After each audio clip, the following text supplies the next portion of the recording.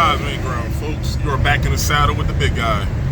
Guys, I'm on the way to another heat maintenance. Guys, I think we came out here this past summer.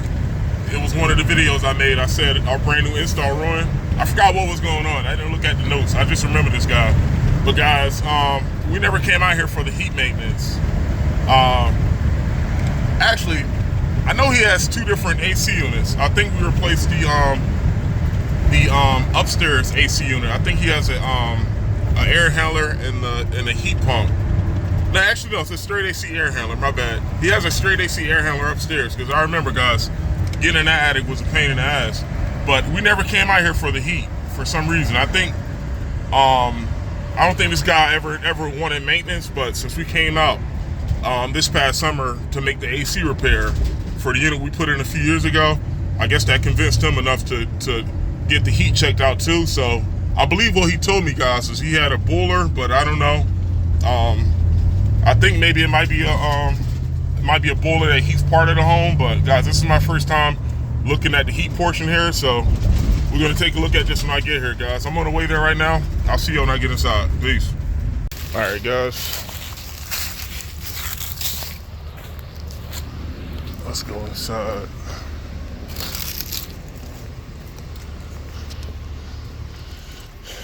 And I got my sticker with me to put on the boiler.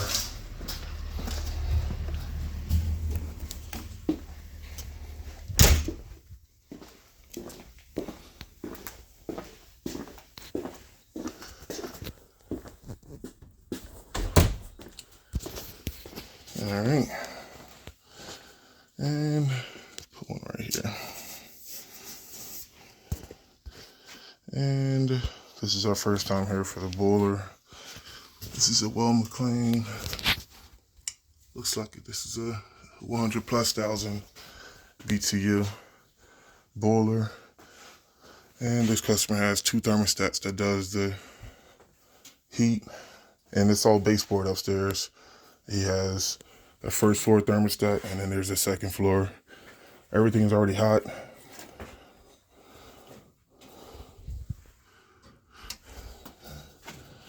And I got the switch off. But let's get to cleaning these burners. I'll see you in a little bit. All right, guys. These burners, as expected, they are pretty dirty. Look at that.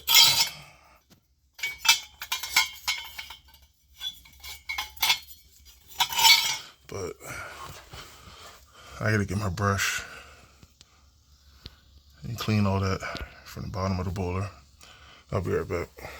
All right, we got the burners clean.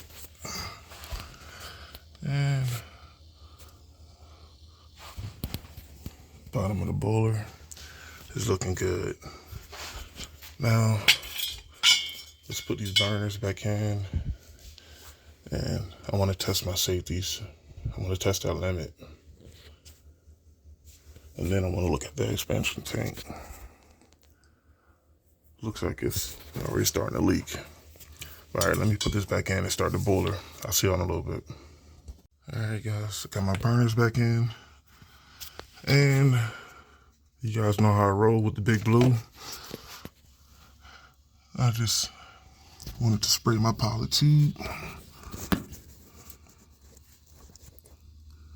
to make sure I'm good. Not sure if I can get this with the camera, but the tube is okay. So yeah, now let's turn this on and let's test our limit. And there's a box vent switch too up there. All right, let me turn this on. I'll see you in a little bit. All right, guys. We got our burners on. Everything's clean underneath the boiler. And we also leak checked our pilot tube. Everything is okay. Our burners are on. And let's look at our TP gauge. We're at 120 degrees. And I want to say this is about like a 13 to 14 PSI. 0, 10, 20, and that's 15. So that has to be like, give or take 13, 14 PSI. And here's the thing. This is another very, very important thing for you guys to ask when you're doing heat maintenances. Unless, for instance, like I said, we came out here for years, but only for the AC. We know that if this customer had an issue with the heat, by now we probably already would have been out here. But another thing you guys can ask as technicians is before you start doing heat maintenances, especially with boilers, you can ask, hey, by the way, before I start, did you have any concerns or issues with any areas not getting hot? Because guys, right now, and also this customer had no issues, all the baseboards, everything is hot. But if this customer initially said that, hey, yeah, by the way, the second floor, I noticed the second floor when I turned it to heat, it never really gets that hot. Now, if I would have got that information before I started, instantly, I would have looked at the boiler pressure. First, I would have made sure that this boiler had adequate water pressure. And for you guys that don't know, 12 to 15 PSI is nominal. With bigger systems or bigger houses, I'll say, you may still go up to 20 PSI. But on rare occasions, most of the time, 12 to 15 is adequate.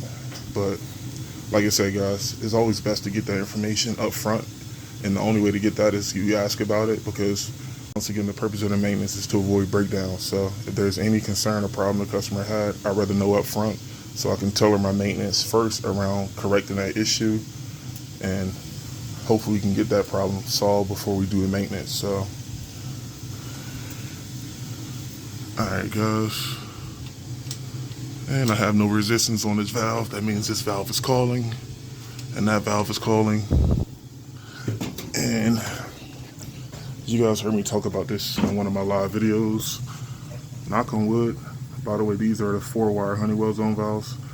I never had to replace one of these before. I replaced a bunch of 3-wire Takos. But just as a tip, and let me turn my light on here. Just as a service tip, if you guys are out troubleshooting zone valves, and I don't even, like, this is easy. This is first and second floor. But let's say if this customer had 30 zone valves. If you're not sure if the thermostat is calling for the zone valve to open, you can always manually move the lever back and forth. As you see, the zone valve should always be on auto, but you can manually open it in case in the future if this zone valve does go bad, you can manually open this to get the customer heat until you replace it. But what I would do, if I don't know if a zone valve is opening or closing and I know my thermostat is calling, I would just move the lever. Guys, if the lever moves freely like this, that means that there's a call for the zone valve to be open from the thermostat. But if my thermostat is calling and I got resistance, meaning if I feel like the lever is not moving freely, then that means that maybe the thermostat, something's wrong with the thermostat. Maybe the thermostat is not calling, or maybe the zone valve is not wired up right. So just food for thought. If the thermostat is calling for a zone valve to open, you should have no resistance when you move the lever from auto to open, because the zone valve should already be open. Alright guys, so back to what I was doing here.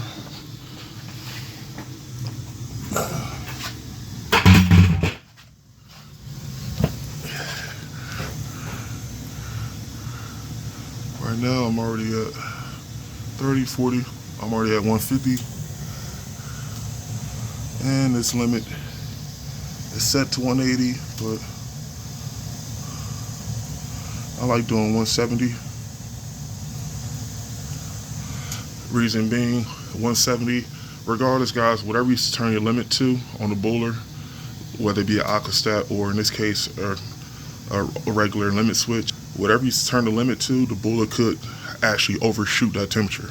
Overshoot means the temperature is going to exceed whatever the set point is. So if I had this thing set to 180, and I think that most limit switches are factory set at 180, but guys, from experience over time, what can happen, the limit switch will turn your burners off at 180, but you know the circulator pump has to stay running to circulate the heat out the boiler, and this will only occur on a call for heat, obviously. But the point is, guys, that 180 could turn to 190, and like I said, guys, what I've seen, especially with older boilers, anytime the temperature gets past 180, once you get close to boiling temp, you're going to get that intermittent knocking sound. So to avoid that, I always like turn my limit switches at 170 instead of 180. Guys, that 10-degree difference is not going to make a difference as far as the temperature of the water, but turning your limit switches to 170, it gives that boiler enough wiggle room for temperature overshooting situations, guys. So like I said, this boiler can still reach 180 even though you set the limit switch to 170, but with the overshoot, I'd rather my overshoot be at 180 than 190, 195, 200. So yeah, guys. But what I'm going to do is I'm going to crank this down even more to make sure that this thing turns off. And it just did. Turn this back up here.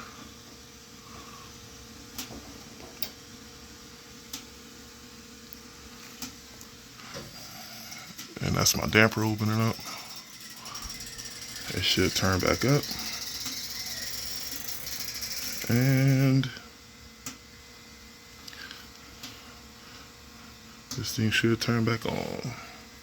Looks like the circulator pump is newer. There we go.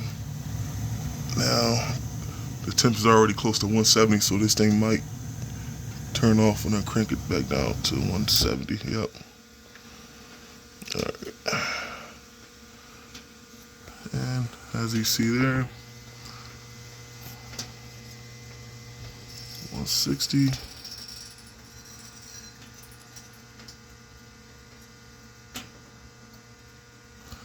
170. And that's exactly what this thing is at right now. But yeah, guys, what I'm gonna do is I'm gonna just put the door back on. We know our water pressure is rocking and rolling. We know our zone valves are opening. All the pipes are hot. Everything internally, my safeties are spot on. Everything is operational. But look at that. That's not good. Now, it doesn't look like our expansion tank is leaking, obviously, but it looks like our air vent. Let me turn the light off so I can zoom out. So this is the effect. And if you trace the rust, the cause is here. It looks like, let me get my light here, hold on. Looks like this air vent was leaking. Leaked onto the scoop and it leaked onto the tank. So what I'll do is I'll definitely recommend replacing the air vent. Even though it's not actively leaking, it looks like in the past, due to the obvious stains on the air vent, it looks like that particular air vent might have had some issues in the past with leaking water. So I'll definitely put that in my notes to bring out to the customer.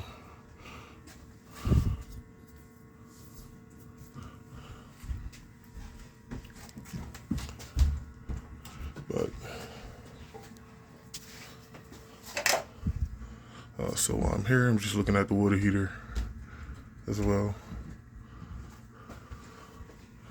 Water heater looks good.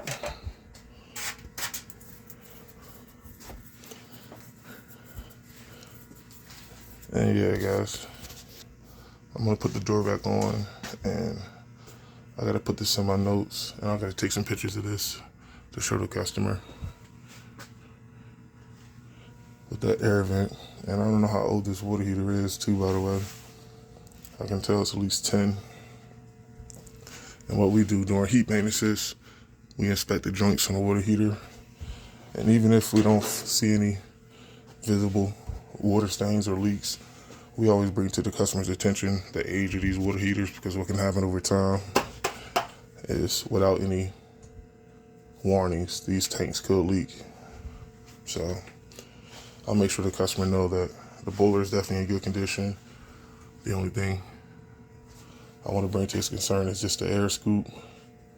And also, I'm going to talk to him about this water heater. But alright, guys, there you have it. This is just a simple heat maintenance. We cleaned the burners, checked the safeties, leak checked the pilot tube.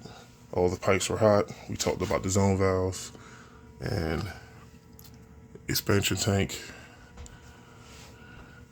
It's still operational because we don't have any water coming out our relief valve, but we definitely got to do something about that vent because we don't want that to spring open again and cause a bigger issue. But all right, guys, I got to write this up, and I'm going to go speak with the customer about this. I'll see you on the next one. Peace.